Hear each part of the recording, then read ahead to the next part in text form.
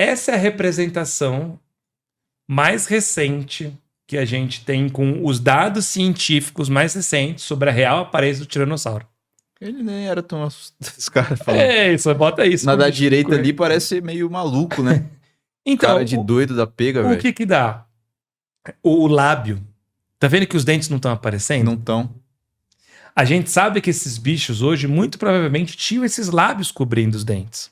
Por que antes mostrava sempre os dentões aparecendo? Primeiro, para parecer mais assustador.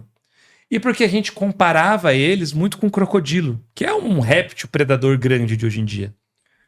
Só que o crocodilo não tem lábios porque ele tá na água. Então ele não precisa cobrir. Para que serve o nosso lábio? Basicamente para impedir a boca de desidratar. Porque o esmalte do dente, quando ele desidrata, ele enfraquece. E aí ele quebra mais fácil. Quer dizer, não seria vantagem nenhuma ficar para fora da boca dele. Não né? seria vantagem nenhuma, exatamente. Então ele tinha esse lábio para imaginar, ainda mais um bicho que tem um estresse dentário muito grande. Cara, não dá. Ele precisa ter uma resistência. Se submete a pressões absurdas. Absurdo. 9 toneladas de mordida. É mais pesado do que ele mesmo, a força de mordida. Meu Deus. É absurdo. É o mais pesado, entre aspas, assim, do que o Triceratops, né? Muito que pesa mais. 8 toneladas. Exato. Ele morde mais pesado do que um Triceratops caindo em cima de você. Meu Deus. Que bizarro. Claro, caindo assim, deitando, né? Não caindo de um prédio em cima de você. Mas mesmo assim, é absurdo, te esmagaria. Existe um paralelo hoje. Existem raras pessoas que sobreviveram à mordida de tubarão branco. Pessoas que estavam num cruzeiro em alto mar, pularam na água. Num cruzeiro não, num barco em alto mar, pularam na água. E tomou a mordida de um tubarão branco, perdeu a perna. Mas baseado no relato dessas pessoas, a sensação que elas têm quando são mordidas por um tubarão branco não é de corte, é de esmagamento. A dor que ela sente não é do músculo sendo dilacerado e rasgando como eu esperaria que fosse. Afinal, é uma mordida, né? Eu tô tomando uma mordida, eu tô esperando dor de perfuração e de corte. Não, a dor é de esmagamento. É tão forte que a pessoa tomou uma na perna e quando ela foi ver, não tem mais perna. É esse nível de força. É uma mordida. Fechou a boca, cortou a perna ao meio. Mas seria em que sentido, assim? Seria como se tivesse tirado em um segundo para outro. Exatamente. Você nem sente nada assim te mordendo. Você tem uma pressão muito grande. Uma pressão como se um carro tivesse uma rocha caindo em cima da sua perna. Bluf. Entendi. Não tem mais perna. Tipo uma pancada, assim. Tipo uma pancada. É isso. E a mordida do Tiranossauro Rex seria isso. Você não sentiria a dor de estar sendo perfurado. Tanto que nos filmes eles até fazem errado. Eles mostram o bicho pegando e chacoalhando, a pessoa gritando. Cara, esse bicho fechou a boca, você morreu. Instantaneamente. Esmagou tudo. Com certeza, sim. Com certeza. Era um desse de... Ele fechou a boca, igual o cara do Jurassic Park do banheiro, sabe? Que ele tá no banheiro, na privada, aí ele pega assim e abre e chacoalha. Na hora que ele pegou e fechou a boca na privada, ele ia levantar e a perninha ia ficar na privada. E o resto do corpo sumindo. Ele fecha a boca, ele corta você ao meio como se fosse nada. Como você... Fascinante. Como você mordendo uma bisnaguinha. Sabe? Boa analogia. É você mordendo uma bisnaguinha. Você não tem dificuldade pra cortar uma bisnaguinha no meio. Mesmo que você não usar a sua mão. Isso é uma monstruosidade, assim. É uma monstruosidade de tamanho. Então, assim...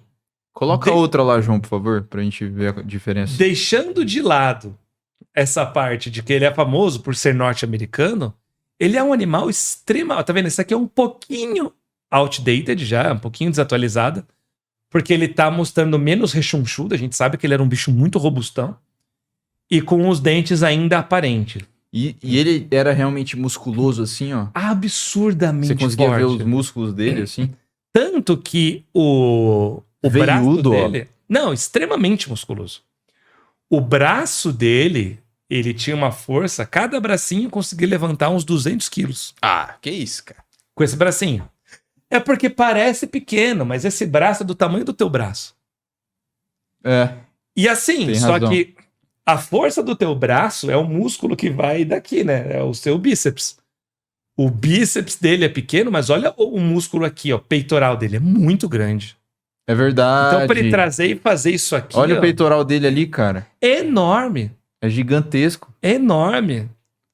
Nem tinha reparado que ele tinha peitoral. Então, é aqui, ó, dá até pra ver, né? Está até marcado. Então, o peitoral dele, se você pegar aqui, o braço dele é do tamanho do seu braço, o peitoral dele é o tamanho do seu tórax inteiro. Cada um, né, de um lado aqui. Que doideira, velho. Então, a gente tá falando de um bicho extremamente maçudo, poderoso, com uma mega mordida.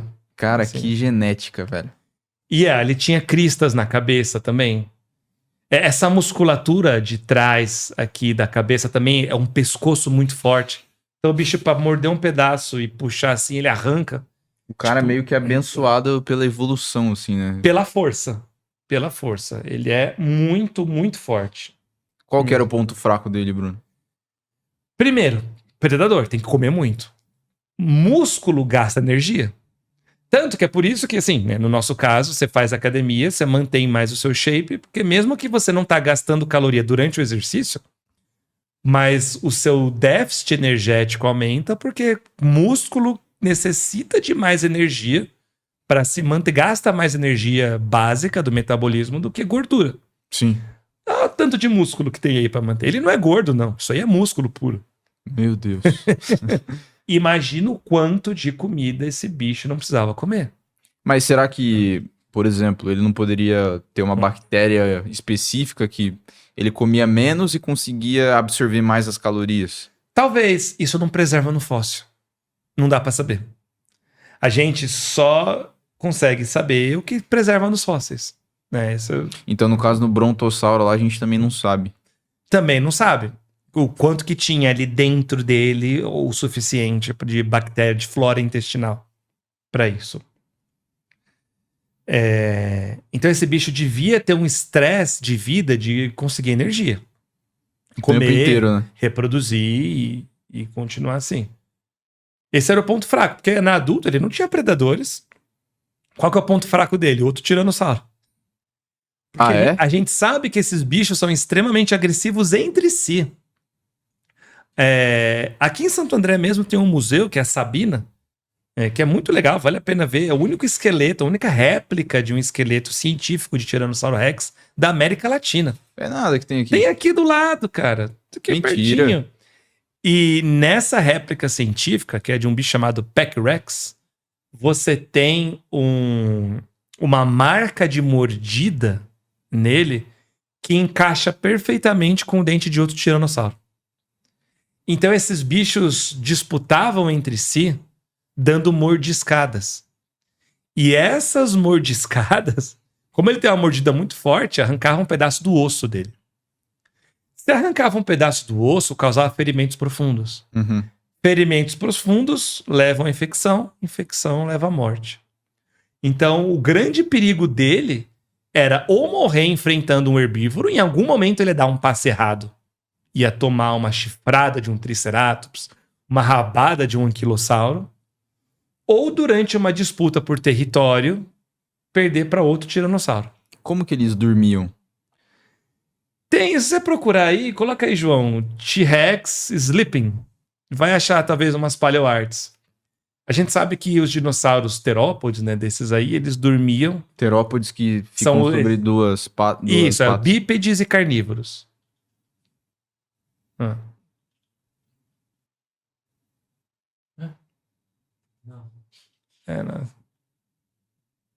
T-Rex é uma posição pra dormir, então. Então, eu não sabia dessa.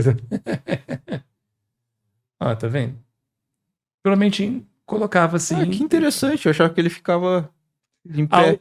Não, tem que dormir deitado. Algumas delas, inclusive nessa posição, uma das que a gente acha que era possível. E aí, pra que ter um braço forte se ele não usava? Pra levantar. Pra ajudar também. a levantar quando deitar. Então aí podia ter uma ajuda, um centro de apoio, porque, mais uma vez, claro que o nosso corpo é diferente, mas pensa você deitado se levantando, assim, sem as suas Muito mãos. mais difícil. É muito mais difícil. Muito mais difícil. Dá Tem pra nem fazer, não é comparação. nada impossível. Talvez ele mas utilizasse a cauda também. talvez como um ponto de apoio, a cauda, e aí jogando as pernas pra trás pra se apoiar.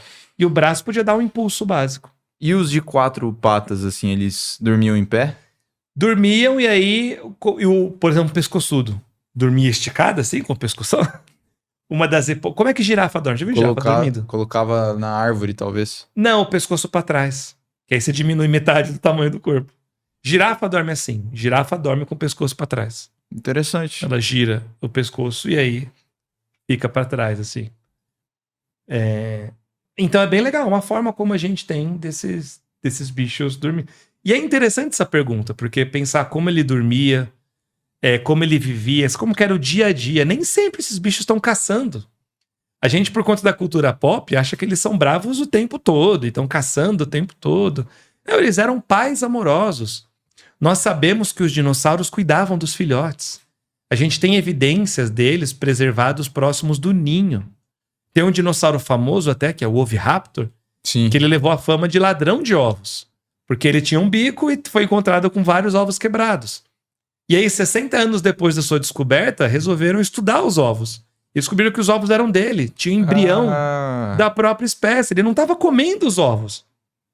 Ele estava cuidando dos ovos. E até hoje tem esse estereótipo de que ele comia... Que ele come o ovo, que ele rouba o ovo do outro e tal. Mas ele não, ele é uma boa mãe. Ele morreu protegendo o ninho. Então a gente sabe que os dinossauros chocavam os ovos, boa parte deles. Os grandões saurópodes não tinham como, né? Mas os menores chocavam seus ovos. Eles tinham cuidado parental, cuidavam dos seus filhotes. Tem várias evidências de filhotes andando junto com manadas de adultos. Então quer dizer, os filhotes estavam ali sendo cuidados, com uma atenção e tudo mais. Dinossauros não eram monstros. Eles eram animais, como tantos outros, que amavam os filhotes e tinham uma vida normal. Então é legal saber um pouco desse lado deles. Os T-Rex, eles caçavam também durante a noite, provavelmente, ou não? Eram mais... Não, a gente tem alguns dinossauros, os raptores, os Velociraptors, por exemplo, tem evidência de que ele era mais noturno. Ele tem alguns ossos no olho que indicam um hábito para adaptação de baixa luz. Interessante. Então, provavelmente, pôr do sol ou nascer do sol e de noite. Tiranossauro, acho que não tem essa adaptação. Então, provavelmente, eles eram mais diurnos mesmo. Aí, sabe aquela coisa do tiranossauro, que no filme Jurassic Park não se mexa? Ele não consegue ver você. Movimentos bruscos. Balela. Tá? Se você vê um tiranossauro rex, se mexe o quanto antes e sai pra fora. Por que inventaram aquilo, então? Porque a gente, como humanidade, tende a achar que quando o bicho é muito bom em uma coisa, ele automaticamente é ruim em outra. O que não é verdade. O Tiranossauro Rex, nós sabemos que ele tinha um olfato absurdamente apurado. Ele sentia o cheiro a quilômetros de distância de uma presa morta, por exemplo. Ele podia ir lá, afastar quem matou ela, porque ele era muito grande, e comer a presa. Leões fazem isso hoje em dia. Então, por conta disso, as pessoas... Bom, se ele sentia o cheiro bem, então ele enxergava mal, né? Não, ele não enxergava mal. Não tem nada que diz que ele enxergava mal. Sim. Ele enxergava perfeitamente. E se você ficar separado, como ele tem um olfato extremamente apurado, ele vai sentir seu cheiro mesmo que ele for cego. Então, ficar parado é uma péssima ideia. Não fiquem parados.